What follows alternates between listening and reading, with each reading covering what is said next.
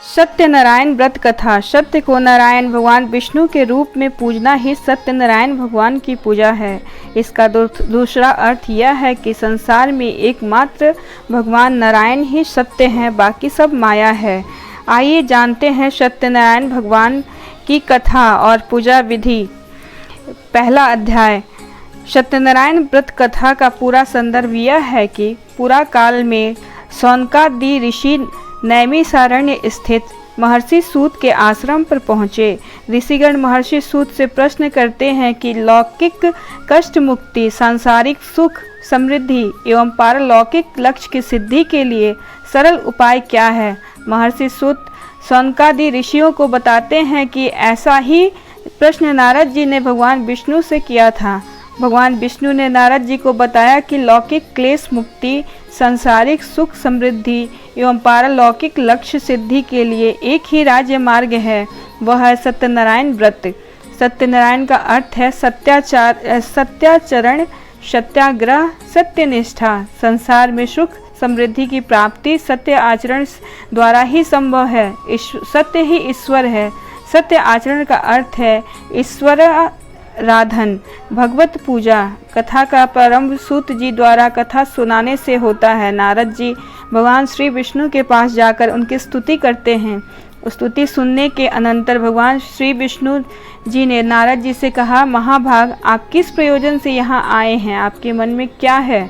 कहिए, वह सब कुछ मैं आपको बताऊंगा। नारद जी बोले, भगवान, मृत्युलोक में अपने पाप कर्मों के द्वारा विभिन्न योनियों में उत्पन्न सभी लोग बहुत प्रकार के क्लेशों से दुखी हो रहे हैं।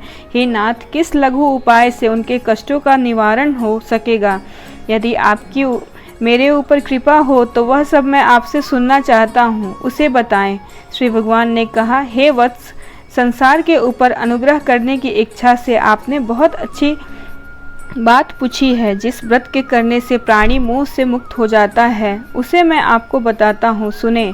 हे वत्स, स्वर्ग और मृत्युलोक में दुर्लभ भगवान सत्यनारायण का एक महान पुण्यप्रद व्रत है। आपके स्नेह के कारण इस समय मैं उसको कह रहा हूँ। अच्छी प्रकार विधि विधान से भगवान सत्यनारायण का व्रत करके मनुष्य शीघ्र ही सुख प्राप्त कर परलोक में मोक्ष प्राप्त कर सकता है। भगवान की ऐसी वाणी सुनकर नारद मुनि ने कहा, प्रभु, इस व्रत को करने का फल क्या है? इसका विधान क्या है? इस व्रत को किसने किया और इसे कब करना चाहिए? यह सब विस्तार पूर्वक बतलाइए। श्री भगवान ने कहा, यह सत्यनारायण व्रत दुख शोक आदि का शमन करने वाला, धन धान्य की वृद्धि करने वाला, सौभाग्य और संतान देने वाला तथा सर्वत्र विजय प्रदान करने वाला है।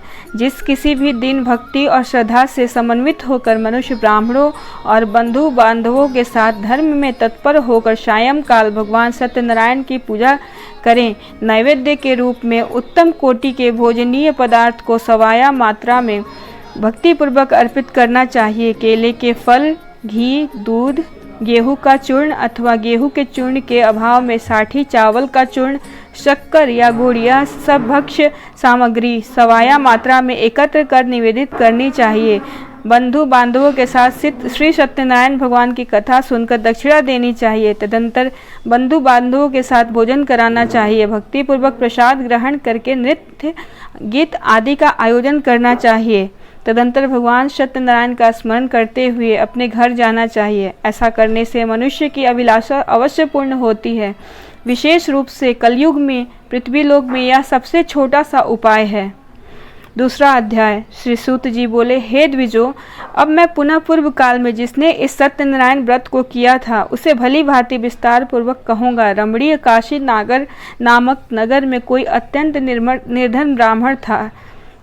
भूख और प्यास से व्याकुल होकर वह प्रतिदिन पृथ्वी पर भटकता रहता था। भगवान ने उस दुखी ब्राह्मण को देखकर वृद्ध का रूप धारण करके उस द्विज से आदर पूर्वक पूछा, हे द्विज, प्रतिदिन अत्यंत दुखी होकर तुम किस लिए पृथ्वी पर भ्रमण करते रहते हो? हे द्विज श्रेष्ठ, यह सब बतलाओ, मैं सुनना चाहता हूँ।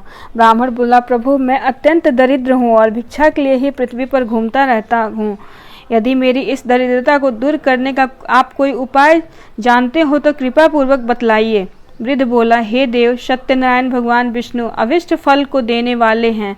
वे विप्र, तुम उनका उत्तम व्रत करो, जिसे करने से सब मनुष्य सभी दुखों से मुक्त हो जाता है।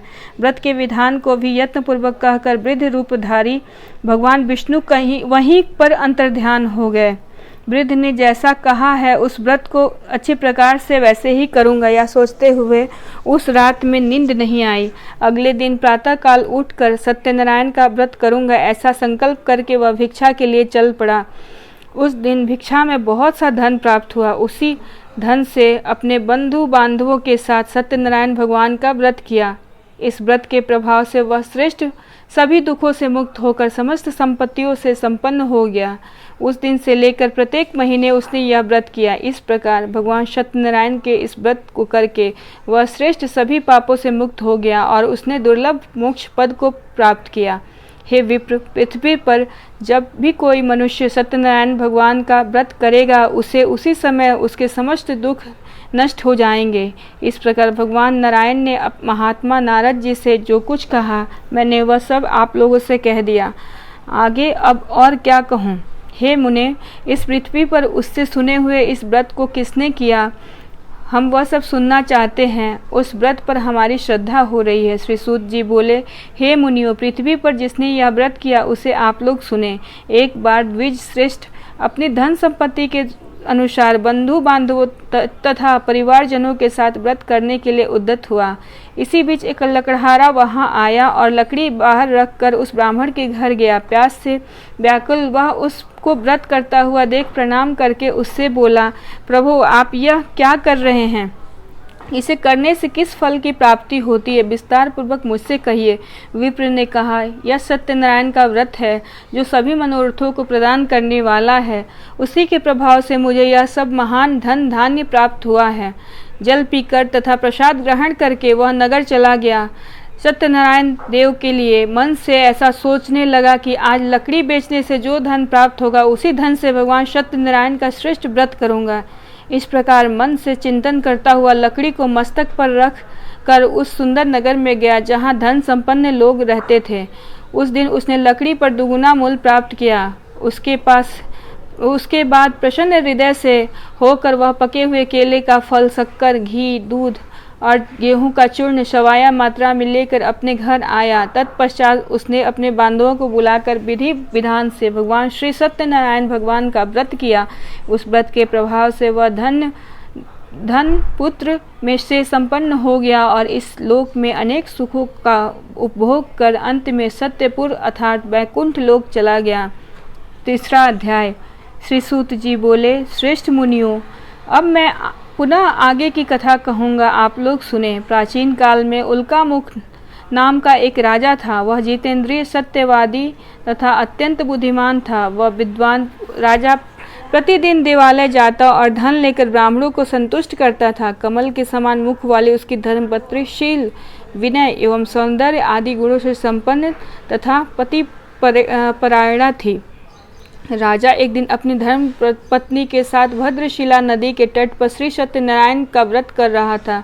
उसी समय व्यापार के अनेक प्रकार की पुष्कल धन राशि से संपन्न एक साधु नाम का बनिया वहां आया। भद्रशिला नदी के तट पर नाव को स्थापित कर वह राजा के समीप गया और राजा को उस व्रत में दीक्षित देखकर विनयपूर्वक पूछने लगा।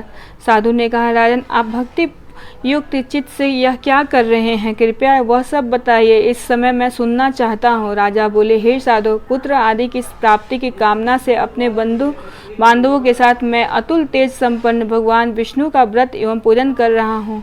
राजा की बात सुनकर साधु ने आदर पूर्वक कहा, राजन, इस विषय में आप मुझे सब कुछ विस्तार से बतलाइए। आपकी कथानुसार मैं व्रत एवं पूजन करूँगा।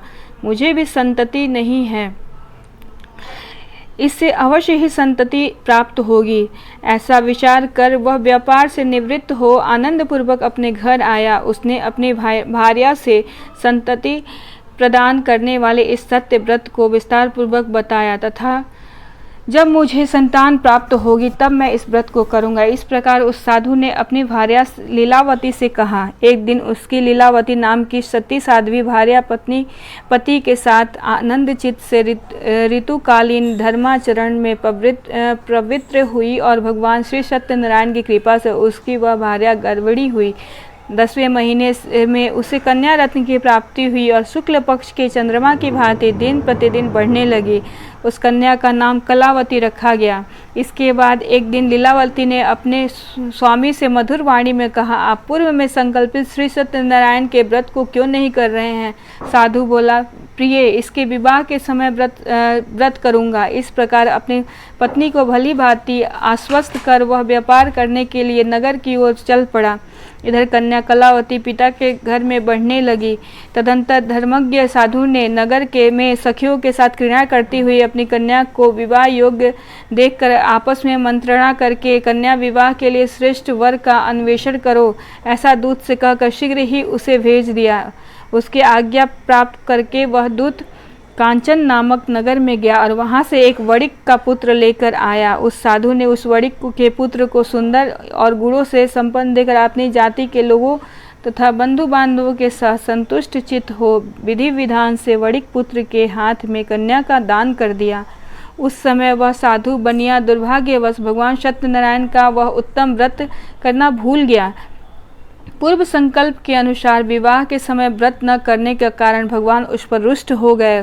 कुछ समय के पश्चात अपने व्यापार कर्म में कुशल वह साधु बनिया काल की प्रेरणा से अपने दामाद के साथ व्यापार करने के लिए समुद्र के समीप स्थित रत्न सारपुर नामक सुंदर नगर में गया और अपने श्री संपन्न दामाद के साथ वहां व्यापार करने लगा। उसके बाद वे दोनों राजा चंद्रकेतु के रमणीय उस नगर में गए।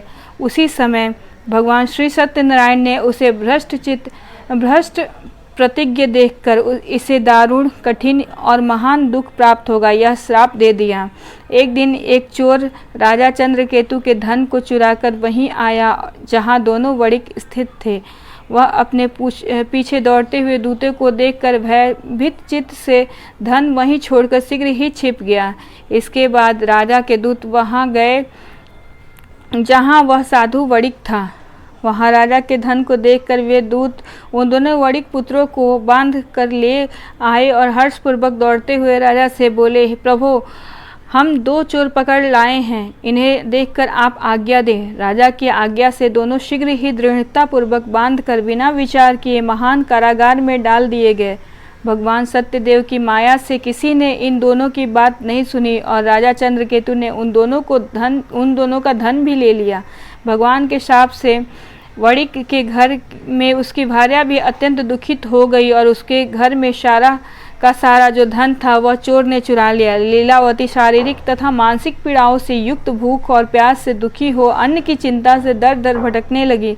कलावती कन्या भी भोजन के लिए इधर उधर प्रतिदिन घूमने लगी। एक दिन भूख से पीड़ित कलावती एक घर गई जहां उसने श्री सत्यनारायण के व्रत पूजन को देखा। वहां बैठकर उसने कथा सुनी और वरदान मांगा। उसके बाद प्रसाद ग्रहण करके वह कुछ रात होने पर घर गई।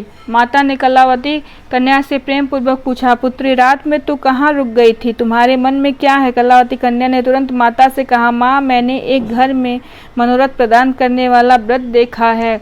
कन्या की उस बात को सुनकर वह वणिक भी भार्या व्रत करने को उद्यत हुई और प्रसन्न मन से उस साध्वी ने बंधु बांधवों के साथ श्री भगवान सत्यनारायण का व्रत किया तथा इस प्रकार प्रार्थना की, भगवान, आप हमारे पति एवं जमाता के अपराध को क्षमा करें।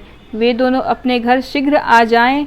इस व्रत से भगवान श्री सत्यनारायण पुनः संतुष्ट हो गए तथा उन्होंने नृपश्रेष्ठ चंद्रकेतु को स्वप्न दिखाया और स्वप्न में कहा, नृपश्रेष्ठ, प्रातःकाल दोनों वणिकों को छोड़ दो और वह सारा धन भी दे दो जो तुमने उनसे इस समय ले लिया है, अन्यथा राज्य, धन एवं पुत्र सहित तुम्हारा सर्वनाश कर दूंगा। राजा से स्वप्न में ऐसा कहकर भगवान सत्यनारायण अंतर्ध्यान हो गए। इसके बाद राजा प्रातःकाल अपने सभासदों के साथ सभा में बैठकर अपना स्वप्न लोगों को बताया और कहा, दोनों बंदी वणिक पुत्रों को शीघ्र ही मुक्त कर दो। राजा की ऐसी बात सुनकर वे राजपुरुष दोनों महाजनों को बंधन मुक्त करके राजा के सामने लाकर विनय पूर्वक बोले, महाराज, बेड़ी बंधन से मुक्त करके दोनों वणिक पुत्र लाए गए हैं। इसके बाद दोनों महान जन नृपश्रेष्ठ चंद्रकेतु को प्रणाम करके अपने पूर्व वृतांत का स्मरण करते हुए भय विहन हो गए और कुछ न बोल सके।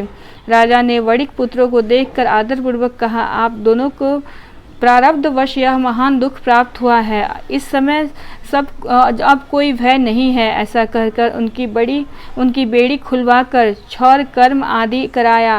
राजा ने वस्त्र अलंकार देकर उन दोनों वणिक पुत्रों को संतुष्ट किया तथा सामने बुलाकर वाणी द्वारा अत्यधिक आनंदित किया। पहले जो धन लिया था उसे दूना करके दिया। उसके बाद राजा ने पुनः उनसे कहा, साधो अब आप अपने घर को जाएं। राजा को प्रणाम करके, आपकी कृपा से हम जा रहे हैं। ऐसा कहकर उन दोनों महावैश्यों ने अपने घर की ओर प्रस्थान किया। चौथा अध्याय। श्री सूत जी बोले, साधु बनिया मंगलाचरण कर और ब्राह्मणों को धन देकर अपने नगर के लिए चल पड़ा। साधु के कुछ दूर जाने पर भगवान सत्यनारायण की उसकी सत्यता की परीक्षा के विषय में जिज्ञासा हुई। साधु, तुम्हारी नाव में क्या भरा है? तब धन के मद से में चूर दोनों महाजनों ने अवहेलना पूर्वक हंसते हुए कहा, दंडिन क्या पूछ रहे हो? क्या कुछ लेने की इच्छा है? हमारी नाव में तो लता और पत्ते आदि भरे हैं। ऐसा निष्ठुर वाणी सुनकर तुम्हारी बात सच हो जाए। ऐसा कहकर दंडी सन्यासी का रूप धारण किए हुए भगवान कुछ दूर जाकर समुद्र के समीप बैठ गए। दंडी के चले जाने पर नित्य क्रिया करने के पश्चात उतराई हुई अर्थात जल में ऊपर की ओर उठी हुई नौका को देखकर साधु अत्यंत आश्चर्य में पड़ गया और नाव में लता और पत्ते आदि देखकर मूर्छित हो पृथ्वी पर गिर पड़ा। सचेत होने पर वणिक पुत्र चिंतित हो गया। तब उसके दामाद ने इस प्रकार कहा, आप शोक क्यों करते हैं? दंडी ने साप दे दिया है। इस स्थिति में वे ही चाहें तो सब कुछ कर सकते हैं, इसमें संशय नहीं है। अतः उन्हीं की शरण में हम चलें, वहीं मन की इच्छा पूर्ण होगी। दामाद की बात सुनकर वह साधु बनिया उनके पास गया और वहां दंडी को देखकर उसने भक्तिपूर्वक उन्हें प्रणाम किया तथा आदरपूर्वक कहने लगा, आपके सम्मुख मैंने जो कुछ कहा है असत्य भाषण रूप अपराध किया है। आप मेरे इस अपराध को क्षमा करें। ऐसा कहकर बारंबार प्रणाम करके वह महान शोक से आकुल हो गया। दंडी ने उसे रोता हुआ देखकर कहा, हे मूर्ख, रो मत, मेरी बात सुनो। मेरी पूजा से उदासीन होने के कारण तथा मेरी आज्ञा से ही तुमने बारंबार दुख प्राप्त किया है। भगवान की ऐसी वाणी सुनकर वह उनकी स्तुति करने लगा। साधु ने कहा, हे प्रभु, यह आश्चर्य की बात है कि आपकी माया से मोहित होने के कारण ब्रह्मा आदि देवता भी आपके गुणों और रूपों को यथावत रूप से नहीं जान पाते। फिर मैं मूर्ख आपकी माया से मोहित होने के कारण कैसे जान सकता हूँ? आप प्रसन्न हो, मैं अपनी धन संपत्ति के अनुसार आपकी पूजा करूँगा। मैं आपकी शरण में आया हूँ। मेरा जो नौका में स्थित पूरा धन था उसकी तथा मेरी रक्षा करें। उस बन्या की भक्ति युक्त वाणी सुनकर भगवान जनार्दन संतुष्ट हो गए। भगवान श्री हरि ने उसे अविष्ट वर प्रदान करके वहीं अंतर्ध्यान हो गए। इसके बाद वह साधु अपनी नौका में चढ़ा और उसे धन्य धान्य से परिपूर्ण देखकर भगवान सत्यदेव की कृपा से हमारा मनोरथ सफल हो गया। ऐसा कहकर स्वजनों के साथ उसने भगवान की विधिवत पूजा की। भगवान श्री सत्यनारायण की कृपा से वह आनंद से परिपूर्ण हो गया और नाव को प्रयत्न पूर्वक संभाल कर उसने अपने देश के लिए प्रस्थान किया। साधु बनिया ने अपने दामाद से कहा, वह देखो, मेरी रत्नपुरी नगरी दिखाई दे रही है। इसके बाद उसने अपने धन के रक्षक दूत को अपने आगमन का समाचार देने के लिए अपनी नगरी में भेजा। उसके बाद उस दूत ने नगर में जाकर साधु की भार्या को देख हाथ जोड़कर प्रणाम किया तथा उसके लिए अविष्ट बात कही। सेठ जी अपने दामाद तथा बंधु वर्गों के साथ बहुत सारे धन धान्य से संपन्न होकर नगर के निकट पधारे हैं। दूत के मुख से यह बात सुनकर वह महान आनंद से हो उठी और उस साध्वी ने सत्यनारायण की पूजा करके अपनी पुत्री से कहा, मैं साधु के दर्शन के लिए जा रही हूँ, तुम शीघ्र आओ। माता का ऐसा वचन सुनकर व्रत को समाप्त करके प्रसाद का परित्याग कर वह कलावती भी अपने पति का दर्शन करने के लिए चल पड़ी। इससे भगवान सत्यनारायण रुष्ट हो गए और उन्होंने उसके पति को तथा नौका को धन के साथ हरण करके जेल में डुबो दिया।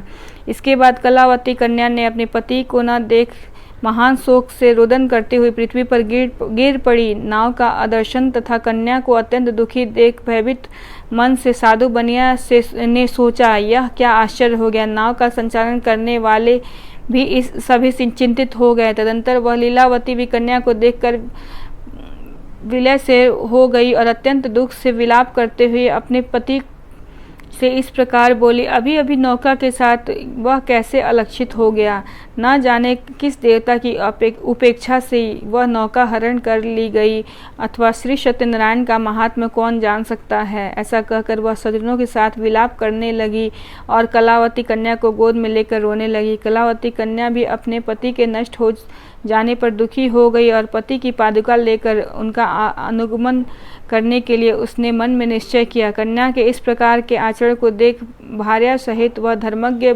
साधु बनिया अत्यंत शोक संतप्त हो गया और सोचने लगा, या तो भगवान सत्यनारायण ने यह अपहरण किया है अथवा हम सभी भगवान सत्यदेव की माया से मोहित हो गए हैं। अपनी धन शक्ति के अनुसार मैं भगवान श्री सत्यनारायण की पूजा करूंगा। सभी को बुलाकर इस प्रकार कहकर उसने अपने मन की इच्छा प्रकट की और बारंबार भगवान सत्यदेव को दंडवत प्रणाम किया। इससे दिनों के परिपालक भगवान सत्यदेव प्रसन्न हो गए। भक्त वत्सल भगवान ने कृपापूर्वक कहा, तुम्हारी कन्या प्रसाद छोड़कर अपने पति को देखने चली आई थी, निश्चय ही इसी कारण उसका पति अदृश्य हो गया है। यदि घर जाकर प्रसाद ग्रहण करके वह पुनः आए तो हे साधु बनिया, तुम्हारी पुत्री पति को प्राप्त करेगी, इसमें संशय नहीं। कन्या कलावती भी आकाश मंडल से ऐसी वाणी सुनकर शीघ्र ही घर गई और उसने प्रसाद ग्रहण किया। पुनः आकर स्वजनों तथा अपने पति को देखा। तब कलावती कन्या ने अपने पिता से कहा, अब तो घर चलें, विलंब क्यों कर रहे हैं। कन्या की यह बात सुनकर वणिक पुत्र संतुष्ट हो गया और विधि विधान से भगवान सत्यनारायण का पूजन करके धन तथा बंधु बांधवों के साथ अपने घर गया। तदंतर पूर्णिमा तथा संक्रांति पर्व पर भगवान सत्यनारायण का पूजन करते हुए इस लोक का सुख भोग कर अंत में वह सत्यपुर वैकुंठ लोक में चला गया। 5वां अध्याय। श्री सूत जी बोले, श्रेष्ठ मुनियों, अब इसके बाद मैं दूसरी कथा कहूँगा, आप लोग सुने। अपनी प्रजा का पालन करने में तत्पर तुंगध्वज नामक एक राजा था। उसने सत्यदेव के प्रसाद का परित्याग करके दुख प्राप्त किया। एक बार वह वन में जाकर और वहाँ बहुत से पशुओं को मारकर वट वृक्ष के नीचे आया। वहाँ उसने देखा कि गोपगण बंधु बांधवों के साथ संतुष्ट होकर भक्तिपूर्वक भगवान सत्यदेव की पूजा कर रहे हैं। राजा यह देखकर भी अहंकारवश न तो वहाँ गया और न ही उसने भगवान सत्यनारायण को प्रणाम ही किया। पूजन के बाद सभी गोपगण भगवान का प्रसाद राजा के समीप रखकर वहां से लौट आए और इच्छानुसार उन सभी ने भगवान का प्रसाद ग्रहण किया। इधर राजा को प्रसाद का परित्याग करने से बहुत दुख प्राप्त हुआ। उसका संपूर्ण धन धान्य एवं सभी 100 पुत्र नष्ट हो गए। राजा ने मन में यह निश्चय किया कि अवश्य ही भगवान सत्यनारायण ने हमारा नाश कर दिया है, इसलिए मुझे वहां जाना चाहिए जहां श्री सत्यनारायण का पूजन हो रहा था। ऐसा मन में निश्चय करके वह राजा गोपगणों के साथ समीप गया और उसने गोपगणों के साथ भक्ति श्रद्धा से युक्त होकर विधिपूर्वक भगवान सत्यदेव की पूजा की। भगवान सत्यदेव की कृपा से वह पुनः धन और पुत्रों से संपन्न हो गया तथा इस लोक में सभी सुखों का उपभोग कर अंत में सत्यपुर वैकुंठ लोक को प्राप्त हुआ। श्री सूत जी कहते हैं, जो व्यक्ति इस परम दुर्लभ श्री सत्यनारायण के व्रत को करता है और पूर्णमयी तथा फल प्रदायिनी भगवान की कथा को भक्ति युक्त होकर सुनता है, उसे भगवान श्री सत्यनारायण की कृपा से धन धान्य आदि की प्राप्ति होती है। दरिद्र धनवान हो जाता है, बंधन में पड़ा हुआ बंधन से मुक्त हो जाता है, डरा हुआ व्यक्ति भयमुक्त हो जाता है। यह सत्य बात है, इसमें संशय की कोई बात नहीं। इस लोक में वह सभी इच्छित फलों का भोग प्राप्त करके अंत में सत्यपुर वैकुंठ लोक को जाता है। इस प्रकार मैंने आप सबों से भगवान सत्यनारायण के व्रत को कहा है, जिसे करके मनुष्य सभी दुखों से मुक्त हो जाता है। कलयुग में तो भगवान सत्यदेव की पूजा विशेष फल प्रदान करने वाली है। भगवान विष्णु को जो भी लोग काल, कुछ लोग सत्य, कोई ईश और कोई सत्यदेव तथा दूसरे लोग सत्यनारायण नाम से कहेंगे। अनेक रूप धारण करके भगवान सत्यनारायण सभी का मनोरथ सिद्ध करते हैं। कलयुग में सनातन भगवान विष्णु ही सत्य व्रत रूप धारण करके सभी का मनोरथ पूर्ण करने वाले होंगे। हे श्रेष्ठ मुनियों, जो व्यक्ति नित्य भगवान श्री सत्यनारायण की इस व्रत कथा को पढ़ता है, सुनता है, भगवान सत्यनारायण की कृपा से उसके सभी पाप नष्ट हो जाते हैं। हे मुनीश्वरों, पूर्व काल में जिन लोगों ने भगवान सत्यनारायण का व्रत किया था, उसके अगले जन्म का वृतांत कहता हूँ, आप लोग सुने। महान प्रज्ञा संपन्न सत्यनारायण व्रत करने के प्रभाव से दूसरे जन्म में सुदामा हुआ और उस जन्म में भगवान श्री कृष्ण का ध्यान करके उन्होंने मोक्ष प्राप्त किया। लकड़हारा भिल गुहों का राजा हुआ और अगले जन्म में उसने भगवान श्री राम की सेवा करके मोक्ष प्राप्त किया। महाराज उल्कामुख दूसरे जन्म में राजा दशरथ हुए, जिन्होंने श्री रंगनाथ जी की पूजा करके अंत में वैकुंठ प्राप्त किया। इसी प्रकार धार्मिक और सत्य व्रती साधु पिछले जन्म के सत्य व्रत के प्रभाव से दूसरे जन्म में मोरध्वज नामक राजा हुआ। उसने आरे से चीर कर अपने पुत्र की आधी देह भगवान विष्णु को अर्पित करके मोक्ष प्राप्त किया। भगवान महाराज तुंगध्वज जन्मांतर में स्वयंभू मनु हुए और भगवत संबंधी संपूर्ण कार्यों का अनुष्ठान करके वैकुंठ लोक को प्राप्त हुए। जो गोपगण थे वे सब जन्मांतर में ब्रजमंडल में निवास करते हुए गोप हुए और सभी राक्षसों का संहार करके उन्होंने श्री भगवान का शाश्वत धाम गोलोक प्राप्त किया। इस प्रकार श्री स्कंद पुराण के अंतर्गत रेखा खंड में श्री सत्यनारायण कथा का यह 5वां अध्याय पूर्ण हुआ। बोलो श्री सत्यनारायण भगवान की जय।